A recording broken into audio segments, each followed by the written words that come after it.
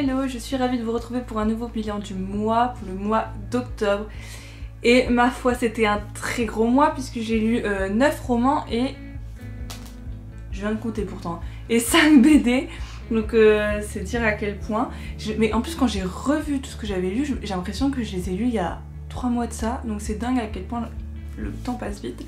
Et parce qu'en fait j'ai fait pas mal de choses quand même au mois d'octobre, donc je ne pensais pas que j'aurais le temps de lire tout ça.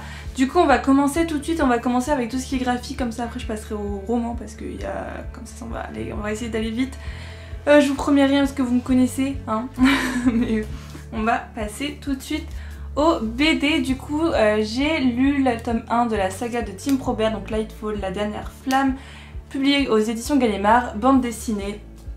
C'est un coup de cœur, j'en ai parlé sur Instagram il n'y a pas longtemps, j'ai fait un post, je trouve les... de toute façon je vous les montre également dans mon book haul, je trouve les planches absolument sublimes, l'auteur, illustrateur, dessinateur, tout ce que vous voulez, a su aborder le thème de l'anxiété sociale avec brio, je trouve. On se retrouve vachement dans le personnage de... attendez que je ne me trompe pas, dans le personnage de Béa, et ce que j'ai aimé c'est qu'en fait même quand elle est anxieuse, ça se sent, enfin ça se ressent même dans les dessins, parce que je sais pas si je peux vous le montrer, mais en fait c'est comme si d'un coup dans le dessin il y avait une sorte de brume, regardez, il est juste ici, une sorte de brume qui prenait possession d'elle, et c'est, enfin du coup on ressent vraiment le côté anxiogène qui est ressenti tout du long par Béa, enfin dans les, tout du long, non pas forcément tout du long, mais dans les situations les plus extrêmes. Et bref, j'ai eu un gros coup de cœur, je vous le conseille fois 1000. J'ai déjà le tome 2, j'ai qu'une envie, c'est de me lancer, les paysages sont dingues. Le personnage de, comment il s'appelle, Cad, qui est un Galdurien, et c'est un des meilleurs personnages que j'ai pu voir en graphique. Il est pur, enfin c'est quelqu'un de purement gentil, on va dire, comme ça lie les deux. Mais ouais, j'ai eu vraiment un gros coup de cœur sur cet univers, et j'ai trop hâte de me lancer dans la suite. Ensuite, alors c'est pas un coup de cœur mais c'était une très bonne lecture. Je me suis... vous l'avez vu aussi dans mon dernier book haul. J'ai lu le... non c'est même pas le tome 1 j'allais dire. J'ai lu Citizen de Jen Toledano, Robledo, Galis et Perez, que j'ai beaucoup aimé aussi. Ici j'en ai rapidement parlé, mais on est dans une ville qui s'appelle Citizen. C'est un peu une ville de base. Les gens la voient comme une ville hyper utopique. Avec tout ce qui s'est passé au niveau de l'environnement, ils ont décidé de créer cette ville parce qu'en fait il y a une grosse partie de la population qui n'existe plus, celle qu'on connaît aujourd'hui. Et du coup ils ont créé cette ville qui, on va dire, tient chaud grâce à des sortes d'arbres qui entourent la ville et ces arbres font en sorte que les gens puissent respirer, etc. Enfin bref. C'est une portée très écologique, j'ai absolument pareil, j'ai vraiment adoré, c'est surtout le style graphique que j'ai beaucoup aimé. Je vous l'avais déjà dit, mais ça se rapproche du comic. J'aime beaucoup les couleurs, j'aime beaucoup la colorimétrie. Et c'est bien, je trouve, parce que ça fait pas une... comment je peux dire, enfin, en fait, comme on le sait hein, maintenant, en plus je suis dans la com, donc je sais qu'il y a beaucoup d'entreprises qui font vachement de greenwashing. Et c'est un peu ce que dénonce également cette BD. Comme quoi, à trop en faire, on se demande si les intentions sont vraiment aussi vertueuses que ce qu'on peut le penser. Si ça ne cache pas quelque chose derrière, et c'est ça aussi que dénonce la BD, et j'ai beaucoup aimé cette partie-là. Donc voilà, je vous la conseille vachement, surtout pour notre génération, parce qu'en plus on va suivre des jeunes. Donc on voit encore à quel point c'est notre génération qui peut faire changer les choses. Du coup, j'ai beaucoup aimé, je vous le conseille. Ensuite, une BD qui m'a un peu moins convaincue à cause du style graphique, mais aussi du style d'écriture tout simplement. C'est Héliotrope de Johan Sfar et Benjamin Shaw. Donc là c'est le tome 1, Les voleurs de magie. Alors après, je mets un point d'interrogation sur celle-ci parce que j'ai reçu le tome 2 que je vais lire ce week-end. Donc je vais voir, je vais pouvoir me faire une meilleure idée de l'univers qui a été créé par ces deux auteurs illustrateurs. En fait, c'est une BD qu'il faut prendre au second degré. Enfin vraiment, la manière de parler, la manière de voir les choses, la manière, les actions qui sont entreprises par les personnages, c'est totalement loufoque. Enfin, c'est carrément loufoque, donc c'est pas du tout quelque chose à prendre au sérieux ou quoi que ce soit. Et j'avoue que parfois j'ai eu un peu de mal, j'ai trouvé ça un peu peut-être un peu trop jeunesse, je ne sais pas, parce que à côté de ça, il y a moi je lis vachement de BD jeunesse et ça m'a jamais dérangé à ce point, alors que là j'ai eu vraiment du mal, donc je sais pas, je vais voir comment va se dérouler le tome 2, mais j'avoue que pour un début de saga, je suis pas forcément très fan. Et par contre, encore une BD que j'aime d'amour, hein. Ça ne change pas, j'ai lu le tome... attendez, non c'est l'inverse. J'ai lu le tome 2 et le tome 3 de La boîte à musique de JG et Carbone, que j'aime toujours autant. Je pensais que c'était une trilogie mais pas du tout en fait, il reste encore des tomes, donc je suis trop contente de pouvoir les découvrir aussi. Chez les éditions Dupuis, ouais c'est ça. Et bah encore une fois, enfin je pense que je vous avais fait le pitch à l'époque, on va suivre une jeune fille qui va partir sur les traces de sa maman et qui va découvrir un monde extraordinaire grâce à une sorte de boîte à musique dans laquelle elle se rend compte qu'elle peut entrer, et donc elle va rencontrer plein d'autres amis, des créatures absolument incroyables qu'elle s'attendait pas à voir, et du coup à chaque BD, il y a une nouvelle enquête, donc ici elle va rencontrer une nouvelle personne qui se fait un peu maltraiter par d'autres personnages. Et ici, c'est les personnages de cet autre monde qui vont arriver dans son monde à elle. Donc j'ai beaucoup aimé, en plus ça se passe en hiver, donc je trouve ça vraiment chouette, les paysages sont toujours aussi beaux. Bref, je la conseille fois 1000. Encore une fois, c'est des traits que j'adore, moi, les traits très ronds comme ça. C'est ce que je préfère en BD. Donc voilà, si vous êtes fan de jeunesse, si vous voulez vous lancer, je vous conseille largement cette saga. Voilà, on en a fini pour les romans graphiques, enfin pour les BD. Du coup, on va pouvoir passer aux romans. Et j'espère que ça va pas durer trop longtemps pour vous. Alors, en début de mois, j'ai terminé À chaque génération, bienvenue à New Sunnydale. Si je vous dis ça, c'est peut-être, regardez si vous voyez ce logo. Vous savez que c'est dans l'univers de Buffy, de Kendall Blake. Alors ça se passe après la série Buffy qu'on connaît tous. Donc ça spoil vachement d'éléments si vous voulez vous faire si vous voulez pas vous faire spoiler, je vous conseille de regarder toute la saga. Parce que forcément les éléments phares, ou ce sur quoi la série s'est arrêtée, eh bien on en parle dans ce tome-ci. Et ici on va suivre Frankie, donc la fille de Willow, qui va à son tour devoir protéger la ville de toutes les créatures, mais surtout des vampires. Donc elle va se faire accompagner de toute cette petite bande, donc du Scooby Gang, qu'on connaît bien dans les premiers. A savoir que certains personnages phares de la série apparaissent, mais d'autres non. Donc je vous laisserai découvrir lesquels pour ne pas vous spoiler, pour que vous puissiez profiter de A à Z. Mais bref, on va partir dans une enquête et que j'ai vraiment beaucoup aimé. J'ai adoré le personnage de Frankie parce qu'elle a de très belles valeurs, aussi bien environnementales que sociale. Enfin, elle est hyper généreuse, elle donne tout pour les gens qu'elle aime. Elle est très protectrice aussi de certaines personnes. Bref, j'ai beaucoup apprécié ça. Je m'attendais pas forcément à ce genre de personnage dans l'univers de Buffy. Et c'est ce que j'ai aimé. J'ai adoré retrouver Spike. Parce que, qui n'aime pas Spike? Mais Willow pareil, surtout qu'elle m'a fait beaucoup rire dans cette suite. Donc bref, si vous êtes fan de la saga, je sais que certains m'ont dit en fait qu'ils avaient peur de se lancer parce qu'ils avaient peur que en fait ça n'ait rien à voir avec la série, que ça dénature tout ce dont ils se rappelaient, etc. Moi j'ai pas trouvé. Je trouve que franchement l'autrice elle s'en est hyper bien sortie. J'avais même l'impression qu'elle était là au moment où les épisodes avaient été tournés, tellement elle avait réussi à attraper l'essence même de chaque personnage, et j'ai adoré l'humour qu'il y a dans toute l'histoire. Je trouve que c'est vraiment ce qui faisait aussi la force de Buffy contre les vampires, et je trouve que c'est ce qu'on retrouve vachement également dans celui-ci.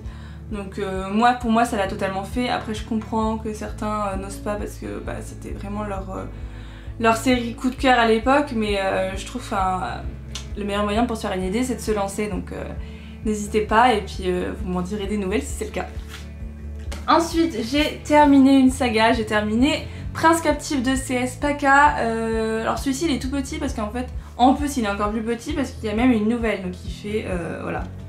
La nouvelle elle fait un peu moins de 100 pages et le troisième tome fait 310 pages.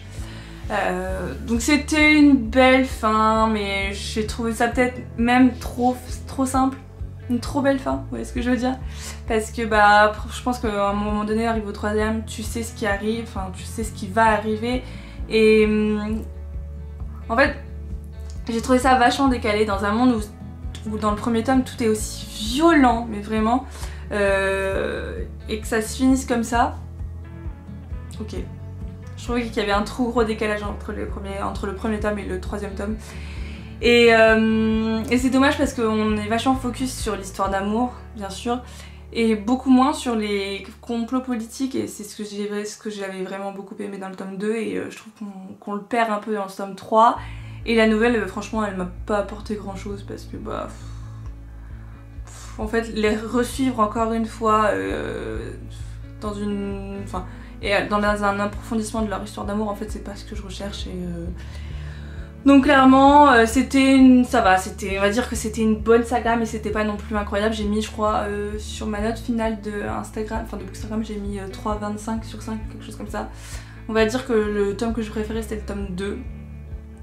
Et que celui-ci, bah, ça contentera tous les fans de romantasy. Voilà. Ensuite, je regarde mon Goodreads parce qu'il y en a que j'ai ramené chez mes parents parce que bah, je voulais pas les garder forcément dans la bibliothèque. J'ai lu This Savage Song de V.E. Schwab, donc la nouvelle sortie chez Lumen. V.E. Schwab qui sera au salon de Montreuil. Putain, mais j'ai tellement hâte. Je pense d'ailleurs que je vais lui faire dédicacer celui-ci. Je vais voir parce que j'ai toujours pas lu La Vie Invisible d'Adi Larue. Est-ce que je vais avoir le temps de le lire d'ici là? Je ne pense pas. Mais ouais, du coup je pense que je vais prendre celui-ci. Et donc dans celui-ci, en fait on est dans un monde de fantasy où la ville est séparée en deux clans. Alors d'un côté il y a, comment il s'appelle, ça, au nord il y a Callum Harker qui règne en maître, et en fait qui utilise les monstres pour se protéger, pour protéger sa famille, etc. Pour protéger les gens de la ville. Et de l'autre côté, donc au sud, il y a Henry Flynn qui a choisi du coup lui une tactique bien différente. L'équipe qu'il a bâtie préfère s'attaquer à ces monstres qui font du mal à la population. Et lui-même est d'ailleurs père adoptif de trois monstres. Parce qu'en fait, alors pour dire, il y a différentes catégories de monstres. Il y a les Corsailles qui grouillent dans le noir pour dévorer leur proie. Il y a les Malkai qui boivent le sang de leurs victimes au grand jour. Et à côté de ça, il y a des Tsunai qui ont des apparences humaines et qui utilisent la musique pour dévorer l'âme de leurs adversaires. Donc voilà, donc nous on va suivre le fils du coup de Henry Flynn qui s'appelle Auguste et qui est un Tsunai. Mais qui est un Tsunai, mais en fait on sent qu'il est mal dans sa peau en fait de tout. Vous voyez, il est obligé d'utiliser son pouvoir pour se nourrir. Donc il est obligé d'utiliser sa musique. Mais il le fait pas de bon cœur et il le fait parce qu'il n'a pas le choix. Et du coup il dénote un peu avec tous les autres monstres qu'on peut croiser. Et à côté de ça on va suivre la fille de Callum Harker, donc qui est, comment qu'elle s'appelle, Kate Harker. Et elle qui est un personnage très très gris parce que du coup elle a toujours vécu avec un père hyper violent. Qui faisait tout qui fait tout pour faire régner la terreur du côté de son côté de la ville, et du coup forcément elle a pris quelques-unes de ses habitudes, et pour elle les monstres sont des monstres, elle les approche pas, tout ce qu'elle veut c'est les tuer. Et du coup pour essayer de faire en sorte qu'il n'y ait plus de guerre ou je ne sais quoi, Henry Flynn donc il va envoyer Auguste dans le même lycée que Kate pour qu'ils puissent se rapprocher tous les deux. Sauf que elle va vite se rendre compte que lui, il cache quelque chose de pas très sain et de pas très normal. Donc elle va vite découvrir la vérité, c'est pas un spoil, ça arrive au tout début. Et des choix vont devoir être faits pour pouvoir épargner la ville tout entière. Et pour ne pas qu'une guerre recommence comme ça avait été le cas des années avant. Et du coup moi j'ai beaucoup aimé, en fait tout ce que j'ai apprécié là-dedans c'est l'ambiance l'ambiance sombre et les personnages très gris, parce qu'en fait ni l'un ni l'autre n'est bon. Vous voyez, c'est pas un côté blanc, un côté noir, non pas du tout. Ils ont tous les deux fait des choses inavouables, ils ont tous les deux fait des choses dont ils ne sont pas très fiers, ou alors dont ils peuvent être fiers, ça dépend comment ils voient les choses. Et c'est ce que j'ai aimé. C'est une duologie, le tome 2 est déjà sorti, puisqu'en fait c'est une saga qui commence à dater, qui est déjà sortie il y a très longtemps en VO, et apparemment il est encore meilleur que le tome 1. Donc je n'ai qu'une hâte, c'est de me lancer et d'avoir la date de sortie du tome 2. Je sais pas s'ils l'annonceront pour montrer je ne sais quoi, mais au moins je sais que je pourrais la rencontrer, donc ça c'est très très cool. Ensuite, alors c'est celui que je n'ai pas sur moi, j'ai lu ma première fantasy historique de Jean-Laurent Del Socorro, donc c'est Du roi je serai l'assassin, donc je vous mettrai la couverture juste ici. Alors j'ai bien aimé, mais c'était pas non plus une lecture exceptionnelle. Je sais plus, alors attendez, on est... En fait c'est un peu sur la guerre de religion entre les musulmans et les chrétiens, et donc ça va être à la fois, ça se passe à la fois à Grenade, donc en Espagne, ça se passe aussi à Montpellier en France, et donc les personnages vont un peu bouger dans plusieurs endroits d'Espagne et de France.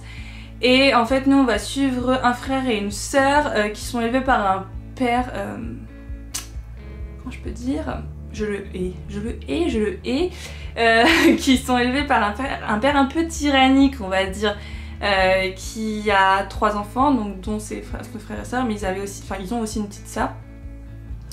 Et bref, il va se passer des événements, etc., qui vont faire qu'ils vont devoir partir à la recherche d'une sorte de relique qui donnerait un pouvoir. Et cette relique apparemment serait en France.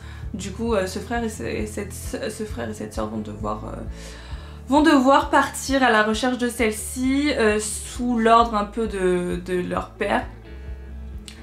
Et puis bah voilà, on va les suivre dans cette quête. Alors en fait il y a certaines choses qui m'ont un peu dérangée. Alors est-ce que je vous le dis?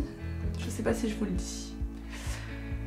Il y a une relation un peu particulière qui se crée entre 2 personnages qui m'a mis extrêmement mal à l'aise. Voilà. Donc c'est en plus c'est arrivé dans les 100 premières pages, et au départ quand c'est arrivé j'ai cru que j'avais mal lu. Vraiment j'ai relu 2 fois la phrase, j'ai envoyé à Julie, je fais est-ce que tu comprends comme moi? Et puis ça s'est avéré vrai dans les passages suivants, parce qu'il y a d'autres choses qui se sont passées et qui ont confirmé cette théorie. Et j'avoue que j'étais plutôt très mal à l'aise, et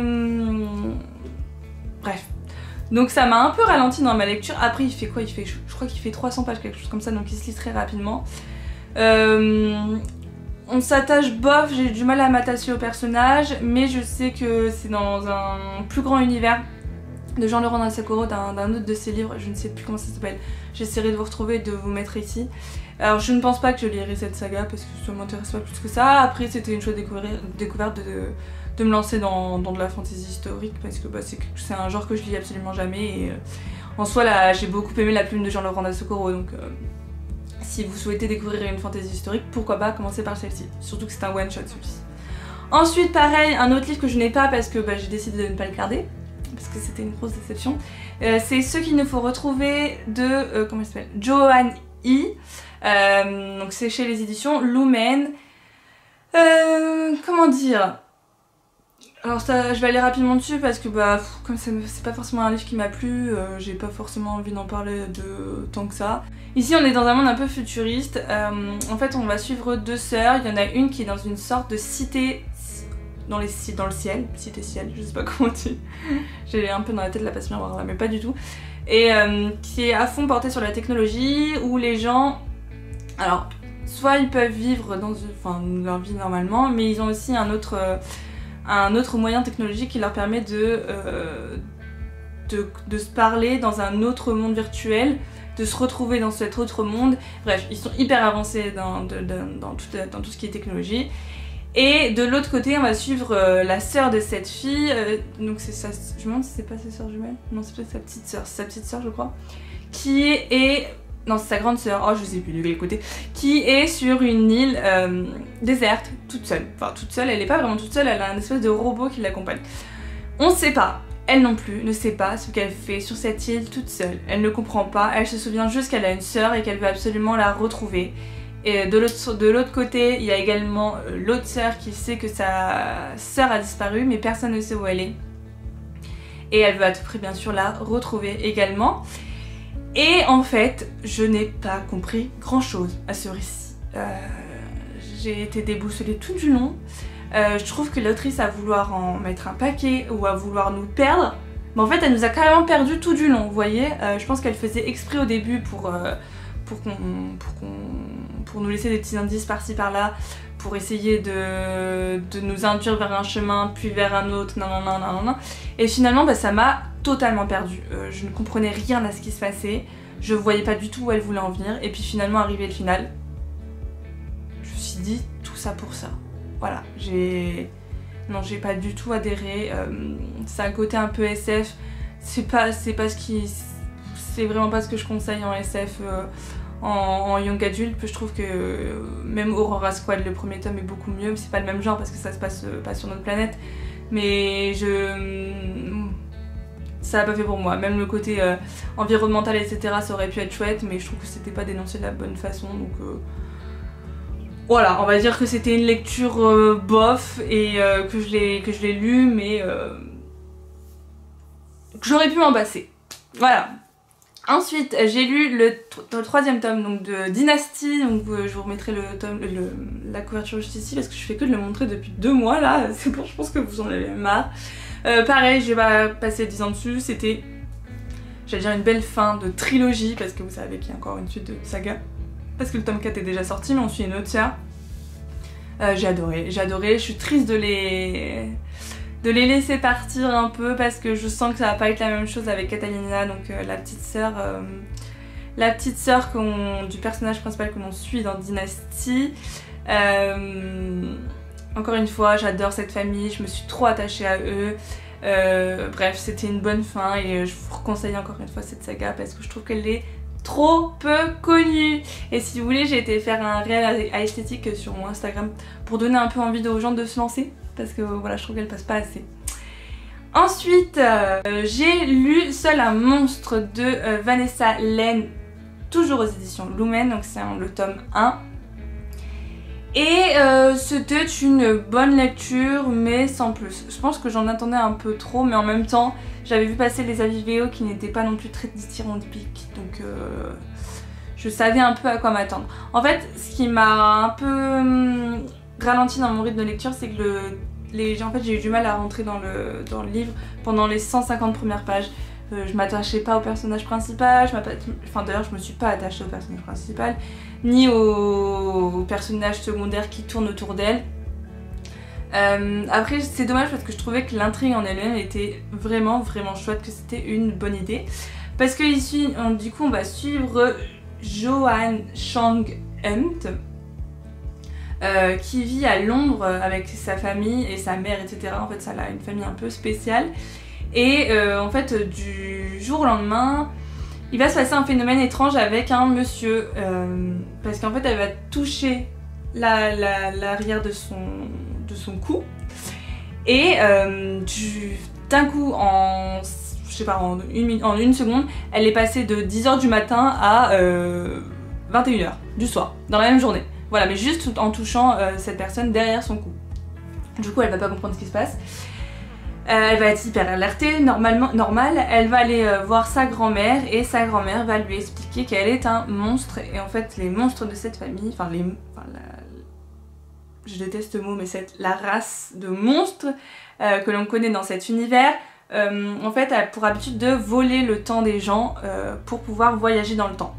Donc par exemple, en touchant l'arrière du cou des gens, elle peut, je sais pas moi, voler 50 ans à cette personne et revenir 50 ans en arrière ou aller 50 ans en avant. Donc voilà. Bref, et je vous disais, du coup, les 200 premières pages, j'ai eu du mal à me mettre dans l'intrigue et puis après ça allait mieux parce qu'à un moment donné, elle remonte dans le temps. Donc on va découvrir un autre Londres et c'est ce que j'ai aimé et j'ai adoré découvrir même un univers un peu parallèle qui n'existe pas dans notre monde. Et c'est là où j'ai vraiment aimé parce que cette touche de magie, de fantaisie que j'adore et qui me manquait au début. Mais j'en attendais quand même plus. On va voir ce que nous réserve le tome 2 parce que vu la fin du tome 1, je me suis dit encore une fois, tout ça pour ça. Voilà, je me suis lancée dans cette saga, tout ça pour ça.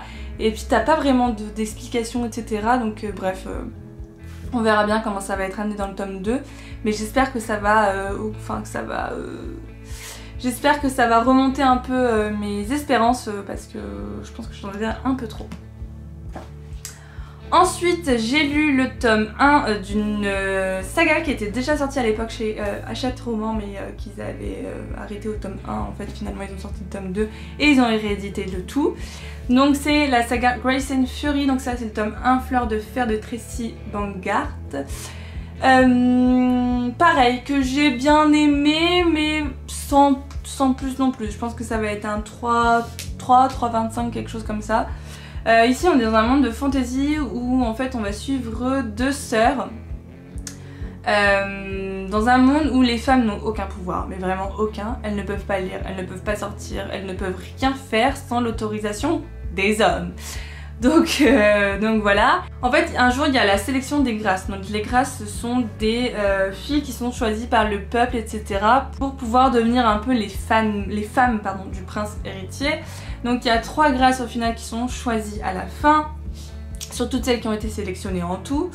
Et du coup nous on suit Serena qui a toujours été formée pour devenir une grâce parce que c'était soi-disant la plus belle de la famille.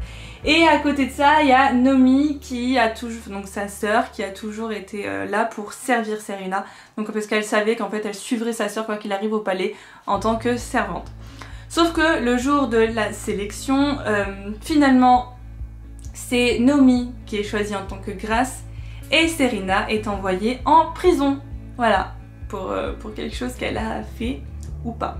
Et finalement, moi qui pensais adorer le point de vue de Nomi et détester celui de Serena, parce que Serena elle paraît vraiment superficielle au début de l'histoire, et bien ça a été totalement l'inverse. Et de ce côté-ci c'était une bonne surprise parce que finalement Serena, comme je vous dis, elle est emmenée dans un endroit hyper éloigné. Je vous dis pas ce qui s'y passe parce que c'est pas écrit dans le résumé, et du coup pour moi ça a été une très bonne surprise, mais vraiment j'ai adoré ce qui se passait, enfin j'ai adoré, j'étais un peu dans le mal pour elle, mais j'ai trouvé ça chouette ce qui se passait sur cette île. Et à côté de ça, Nomi, j'ai trouvé ennuyante, mais vraiment, enfin toute sa partie, tout était joué d'avance, il n'y avait même pas de surprise. Finalement, elle est hyper naïve comparée à ce qu'elle veut bien faire croire au début du roman. Et son personnage, ça a été une grosse déception. Après, il y a pareil, il y a un cliffhanger que j'ai vu arriver, mais de très très loin. Le problème, c'est que ce livre, il est sorti de base en... Ah non, je m'attendais même plus tôt, en 2018. En 2018, je lisais pas encore de fantasy. Je pense que si c'est une fantasy que j'avais lue au tout début, je n'aurais jamais deviné, j'aurais été surprise. Là, avec toutes les fantaisies que j'ai lues, clairement c'était pas du tout une surprise, c'était même attendu, donc c'était hyper dommage. Donc je l'ai lu parce que je voulais voir jusqu'où ça nous emmenait, mais aucune surprise quoi. Vraiment, ça m'a un peu déçue sur le coup, je me suis dit... Enfin, c'est tellement attendu en fait, c'est pas du tout original. Et d'ailleurs ça m'a fait penser à Red Queen, pour ceux qui ont un peu la ref. Mais ouais, j'ai quand même hâte de me lancer dans le tome 2. De toute façon c'est une duologie, ça va se lire très vite et on verra bien. Mais par contre j'ai entendu que le tome 2 ça se basait beaucoup plus sur les histoires d'amour et... Flemme. Et pour finir, et après je vous laisse tranquille parce que je ne sais pas combien de temps dure cette vidéo, j'ai lu un livre de SF, donc le Récursion de Blake Crouch. Je vous en dis pas plus parce que tout simplement j'en parle dans ma vidéo reading vlog, mais j'ai beaucoup aimé. Ici on va suivre 2 personnages dans 2 temporalités différentes au départ. Une grande scientifique qui est connue pour vouloir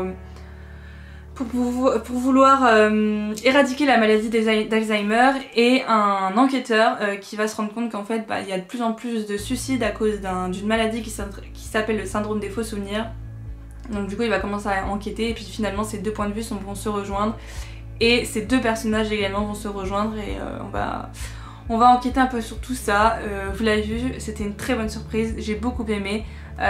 J'avais peur parce qu'il y a certains passages très scientifiques, donc avec des termes hyper pointus quand même, mais finalement l'auteur il ne perd jamais.